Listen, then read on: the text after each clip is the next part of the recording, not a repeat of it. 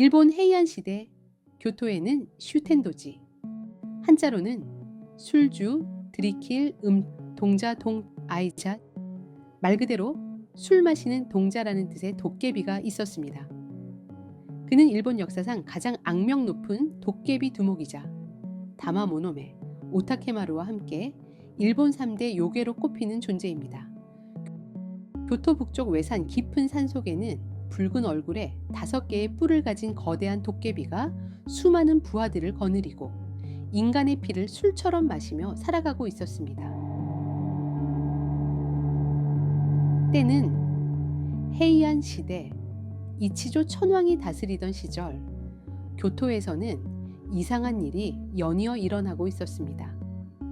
젊은 귀족의 아들들과 고귀한 가문의 처녀들이 하나둘씩 자취를 감추기 시작한 것입니다. 처음에는 가출이나 야반도주로 여겼으나 점점 더 많은 사람이 사라지면서 사람들은 두려움에 떨기 시작했습니다. 밤이면 문을 굳게 잠그고 아무도 밖으로 나가려 하지 않았습니다. 귀족들의 딸들이 계속 실종되자 이치조 천황은 당대 최고의 음향사 아베노 세이메이를 불러 점을 치게 했습니다. 아베노 세이메이가 전패를 던지고 별을 보며 한참을 생각하더니 침통한 목소리로 말했습니다.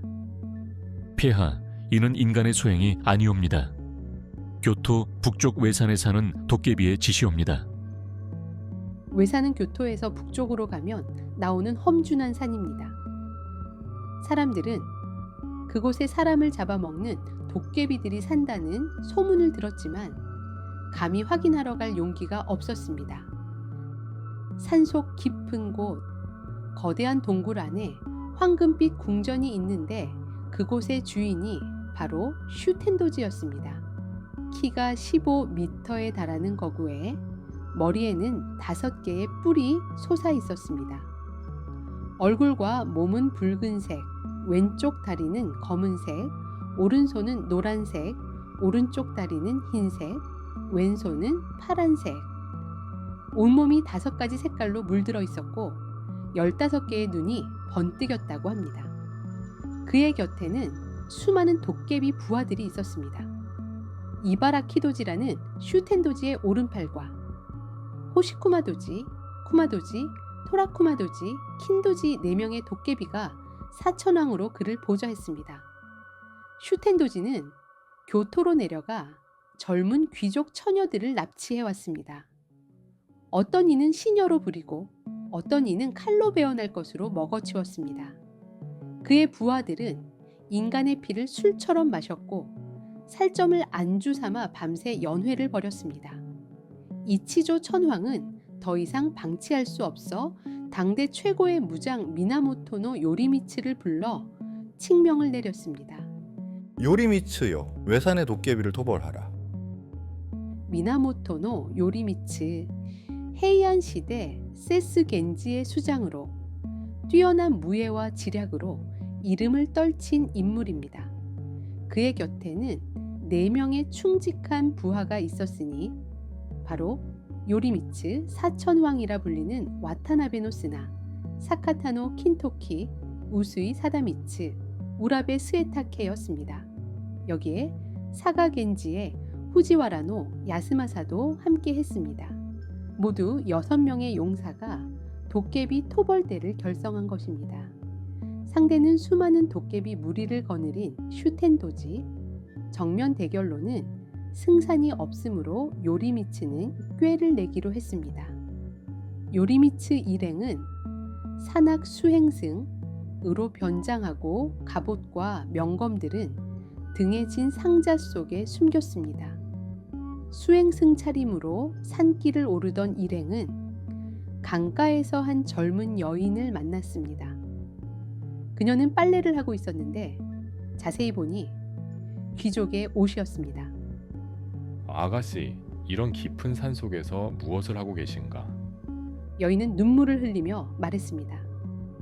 저는 교토 하나조노의 딸입니다. 도깨비들에게 잡혀와 시녀 노릇을 하고 있습니다. 스님들, 제발 이 산을 빠져나가십시오. 이곳은 도깨비들의 소굴입니다. 요리미츠는 그녀를 안심시키며 물었습니다. 도깨비 두목은 어떤 자인가? 그리고 부하는 얼마나 되는가? 여인은 슈텐도지와 그의 사천왕에 대해 자세히 설명했습니다. 요리미츠는 귀중한 정보를 얻고 그녀에게 말했습니다. 조금만 더 참으시오. 우리가 반드시 당신을 구해내겠소. 요리미츠 일행은 동굴 깊숙한 곳의 궁전에 도착했습니다. 문을 두드리자 거대한 도깨비가 나왔습니다. 우리는 산을 헤매다 길을 잃은 수행승들입니다. 하룻밤만 묵게 해주시겠습니까? 슈텐도지는 의심스러운 눈으로 일행을 살폈습니다. 이미 교토에서 미나모토노 요리미츠가 자신을 토벌하러 온다는 정보를 알고 있던 터라 여러 가지 질문으로 일행을 떠보았지만 요리미츠는 도깨비의 의심을 풀고 그의 일행을 받아들이도록 하였습니다. 그날 밤 성대한 연회가 열렸습니다. 술이 몇 순배 돌자 슈텐도지는 기분이 좋아져 자신의 과거를 이야기하기 시작했습니다. 나는 원래 애치고 지방 출신이오. 어려서 산사의 동자승으로 들어갔는데 너무나 아름다운 외모 때문에 많은 여인이 나를 사모했소. 하지만 나는 수행에만 전념하며 그들의 연애 편지를 읽지도 않고 모두 불태워버렸지. 그런데 말이오. 그 연애 편지를 태우는 연기가 내 주위를 감싸더니 거기에 담긴 여인들의 원한이 나를 도깨비로 만들어 버렸소. 처음에는 히라노산에 살았는데 정유대사 사이초가 엔야쿠지 절을 지으면서 쫓겨났소. 그래서 849년부터 이 외산에 자리를 잡았지. 사람들은 내가 술을 좋아한다고 해서 슈텐도지, 술 마시는 동자라고 부르오. 허허, 술이 없으면 이 괴로운 인생을 어찌 견디겠소. 요리미츠는 품속에서 술병 하나를 꺼냈습니다. 대왕께서 좋은 이야기를 들려주셨으니 저희도 보답을 해야겠습니다. 이것은 하치만다이 보살께서 내려주신 신주입니다. 이름하여 신병이 독주. 신령한 힘이 깃든 술이라 하오니 한 잔 드시겠습니까? 사실 이 술에는 도깨비를 마비시키는 강력한 독이 들어있었지만 이를 알 리 없는 슈텐도지는 의심 없이 술잔을 받았습니다. 슈텐도지뿐만 아니라 부하 도깨비들에게도 술을 권했습니다. 이바라키 도지와 사천왕들도 모두 신병이 독주를 마셨습니다. 얼마 지나지 않아 도깨비들이 하나둘씩 쓰러지기 시작했습니다. 슈텐도지도 몸을 가누지 못하고 비틀거렸습니다. 지금이다.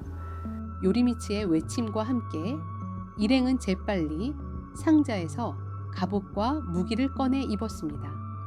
그리고 슈텐도지의 침소로 달려갔습니다. 슈텐도지는 침상에 누워 있었습니다. 독 때문에 몸을 움직일 수 없었지만 아직 의식은 또렷했습니다. 방 안으로 무장한 무사들이 들어오는 것을 보고 그는 모든 것을 깨달았습니다. 요리미츠, 네가 나를 속였구나. 요리미츠는 명검 도지키리를 번쩍 들어 올렸습니다. 그의 부하들과 함께 슈텐도지를 붙잡고 단칼에 목을 베었습니다. 놀랍게도 슈텐도지의 잘린 머리가 공중으로 날아올라 요리미츠의 투구를 물어뜯으려 발악을 하자 요리미츠는 재빨리 부하들의 투구까지 겹쳤었고 간신히 목숨을 건질 수 있었습니다. 바닥에 떨어진 슈텐도지의 머리가 말했습니다. 요리미츠여, 너희는 나를 술로 취하게 하고 잠든 사이에 목을 베었다. 도깨비인 나에게도 돌이라는 것이 있거늘 너희 인간들이야말로 비겁하지 않은가. 우리 도깨비는 정정당당하게 싸우는데 너희는 속임수를 썼다. 누가 진짜 도깨비인가? 요리미츠 일행은 슈텐도지의 목을 가지고 교토로 돌아왔습니다. 궁전에 납치되었던 여인들도 모두 구출했습니다. 이치조 천황은 크게 기뻐하며 요리미츠와 그의 부하들에게 상을 내렸습니다. 슈텐도지의 목은 보물창고에 보관되었다고 합니다. 이와는 다르게 슈텐도지의 목을 교토로 가져가던 중 오이노사카 고개에서 길가의 지장보살상이 말했다고 합니다. 부정한 것을 교토에 가져가서는 안 된다. 그 순간부터 목이 땅에 붙어 움직이지 않아 그곳에 묻고 사당을 세웠다고 합니다. 그것이 지금도 남아있는 쿠비즈카 다이묘진, 즉 목무덤 대명신입니다. 슈텐도지가 죽으면서 참회했다는 이야기도 전해지는데 그는 자신이 저지른 죄를 뉘우치고 앞으로 모기의 병을 앓는 사람들을 도와주겠다고 맹세했다고 합니다. 그래서 지금도 쿠비즈카다이 묘지는 목 관련 질환에 영험이 있다고 믿어집니다. 슈텐도지를 벤 명검 도지키리는 동자를 벤검이라는 뜻으로 일본의 5대 명검 중 하나가 되었습니다. 지금도 도쿄 국립박물관에 국보로 전시되어 있어 누구나 볼 수 있습니다. 슈텐도지의 이야기는 그림, 노래, 연극으로 만들어져 일본 전역에 퍼졌습니다. 에도 시대에는 오토기조시라는 예시야기 모음집에 실려 서민들에게도 널리 알려졌습니다. 지금도 일본 각지에서는 슈텐도지를 주제로 한 축제가 열린다고 합니다.